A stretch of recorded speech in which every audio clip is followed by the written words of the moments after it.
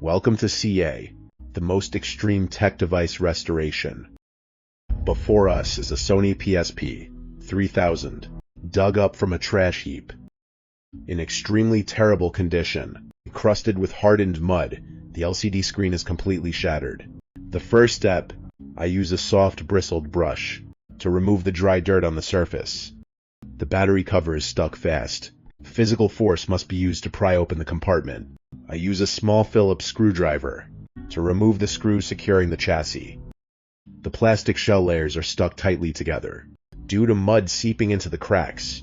Over a long period, removing the front faceplate, we can clearly see the extent of the devastation inside the system.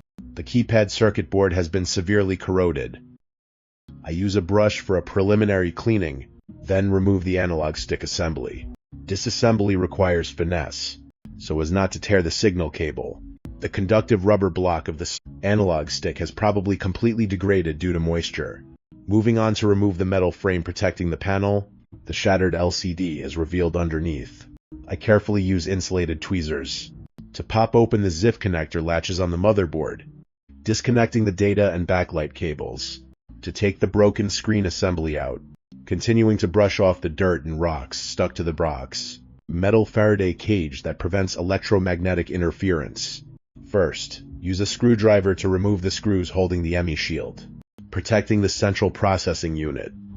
Second, lift the lower function keypad membrane, including the home, volume, select, and start buttons. Third, the FPC, flexible printed circuit of the right action button strip, is carefully picked out with tweezers, brushing away the dust in the shoulder trigger area, L and R before proceeding to unscrew. The L trigger flex circuit is very fragile. The signal cable needs to be detached from the ZIF connector. Next is the power switch assembly. The gold-plated contacts on the cable are still in pretty good shape. Detaching the right directional button circuit from the plastic frame, the core polycarbonate frame of the device. A crucial aspect is detaching the power jack, the yellow DC jack, from the chassis. The heart of the system, the motherboard, has been lifted out of the frame. You can clearly see the SMD components and IC chips, covered in mud and dirt. Removing the Memory Stick Pro Duo slot assembly, the main storage module of the console. Moving on to the UMD optical drive area, I unscrew the fasteners holding the slider mechanism. This mechanism uses a stepper motor to move the ultra-small laser reading lens. First, carefully detach the disc spindle motor and the one back DADS laser lens from the metal chassis. Second, the laser lens is highly sensitive to dust. Its current state definitely requires deep intervention. Flipping it over to the back, I pry the UMD drive cover off its fixed plastic hinges. Now we will remove the main load-bearing metal frame from the back shell. This frame helps dissipate heat and ensures rigidity for the entire motherboard structure. First, using a flat tool to pry the plastic trims, the decorative glossy plating on the top and bottom edges. Second, gathering the entire plastic shell frame, the UMD disc cover, and the chassis into an aluminum tray. Third, pumping water directly to begin the soaking process to soften the clumped mud. Fourth, preparing for the scrubbing stage, washing with specialized chemicals to restore the surface texture, using a brush and specialized soap to scrub away the stubborn mud on the console frame. Fourth, the friction from the brush bristles, combined with surfactants, helps completely strip away the rust. Amazingly, he directly soaks the motherboard in the soap solution to scrub it completely. Despite the high risk, given this condition, this is the only way to remove the corrosive minerals. First, meticulously clean every nook and cranny of the joystick assembly, ensuring no sand remains to cause mechanical jamming. Second, the console shell has a large punctured hole. I use tape on the back to create a backing. Third, applying cyanoacrylate glue combined with baking soda creates an extremely tough polymer compound. Fourth, this is a basic filling technique, but effective in restoring the broken plastic structure. Fifth, use a coarse sanding pen to flatten the surface of the recently set polymer, restoring its original profile. To achieve a perfectly smooth finish, I prepare a can of automotive putty, a specialized 2-component filler. I evenly mix the base putty with the hardener, in standard proportions to trigger the chemical reaction. Then use a thin plastic spreader to evenly apply the putty mixture over the filled area, filling in the micropores. After the putty dries, I continue with fine sandpaper to polish the entire area, creating a uniform surface. I sand the edges of the console to completely remove the old paint that has peeled off due to environmental exposure. The sponge sanding technique requires consistent hand pressure so as not to deform the curves of the PSP shell. Similar sanding is done for the UMD drive cover, preparing a perfect surface for the painting process. This sanding step creates maximum mechanical adhesion for the primer and the color coat. Next, I spray on a matte black electrostatic acrylic paint, applying an even mist to avoid surface drips. The outer shell has brilliantly recovered its original appearance. Now it's time to handle the circuitry.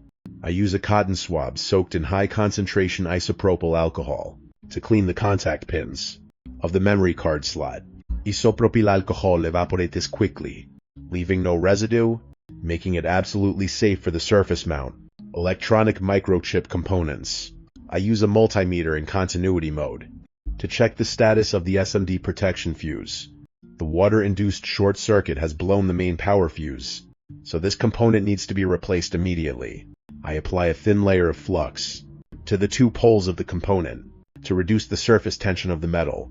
Using a soldering iron with precise temperature control, I melt the old solder and remove the damaged SMD component.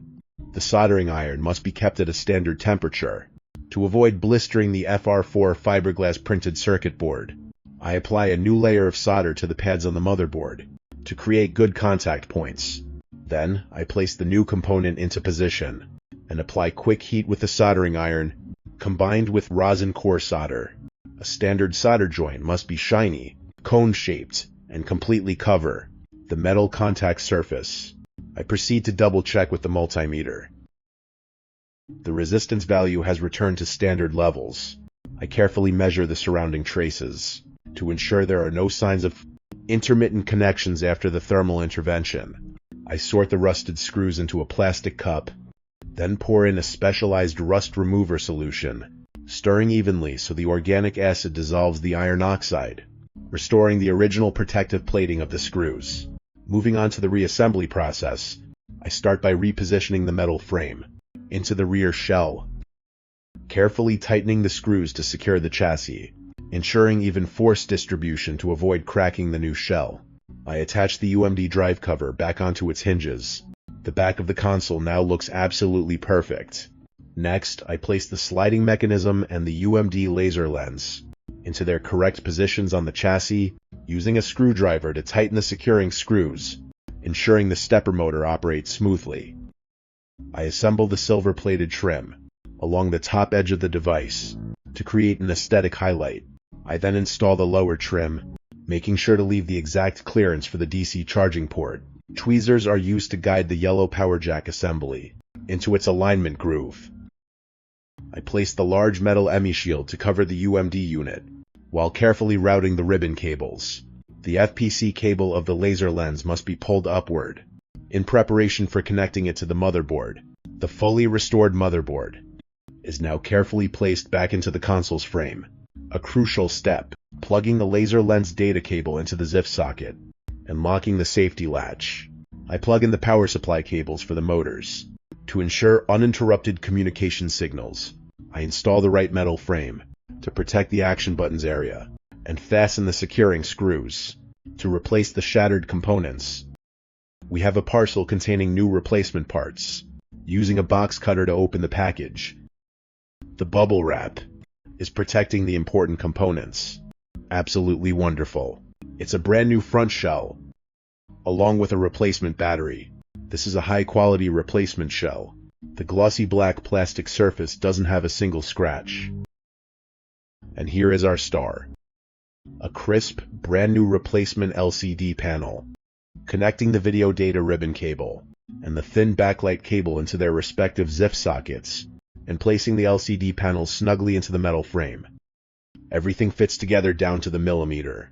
Pressing the brand new, pre-assembled front shell, with buttons directly onto the console's middle frame, locking the clips in place and flipping it to the back.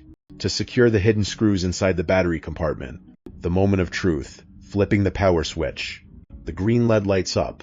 The device has come back to life. The boot screen appears perfectly without a single dead pixel. The initial setup interface shows up. Navigating back and forth on the XMB interface is smooth, confirming that the entire button system works perfectly. Inserting the new battery into the compartment and closing the battery cover. The exterior is now complete. Let's admire the result. From a muddy pile of scrap, it is now a gorgeous PSP 3000. The silver-plated details are shining, and the pitch-black shell reflects the light. A spectacular transformation. Now for the practical test.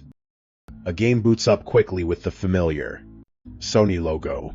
In-game graphics display beautifully on the new LCD panel.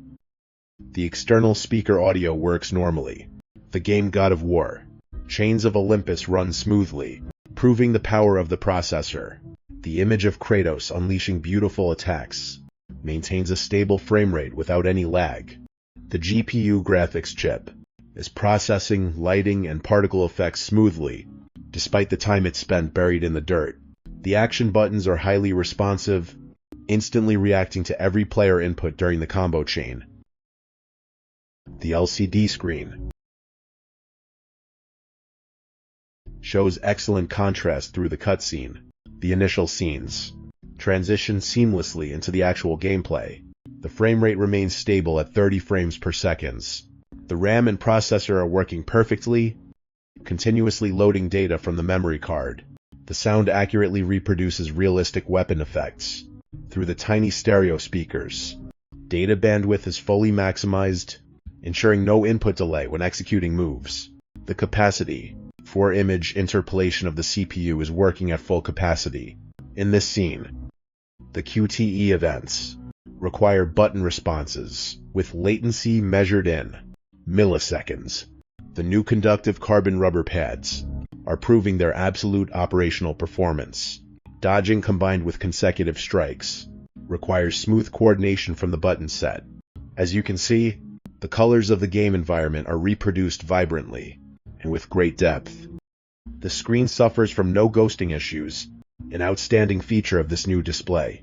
The device's temperature remains well controlled, despite handling a graphically demanding game. The passive cooling system through the steel frame is doing an excellent job. The bloody finishing moves are rendered directly and sharply, without major jagged edges. The DAC audio circuit integrates spatial signal processing to create a realistic sense of space. I am moving constantly. The motherboard shows no signs of voltage drop from the battery. The PMI power management circuit is operating stably, distributing power accurately to each block. Controlling the giant cannon, the analog stick responds with extremely accurate linearity. Pressing the fire button, the explosion effects graphically light up the entire screen. The cutscene follows immediately, without any delay caused by bandwidth bottleneck. From a machine that seemed completely dead, under layers of mud and garbage, it has been spectacularly revived, returning to the golden age of handheld gaming consoles. This worst-case microchip restoration job has been perfectly successful. See you next time.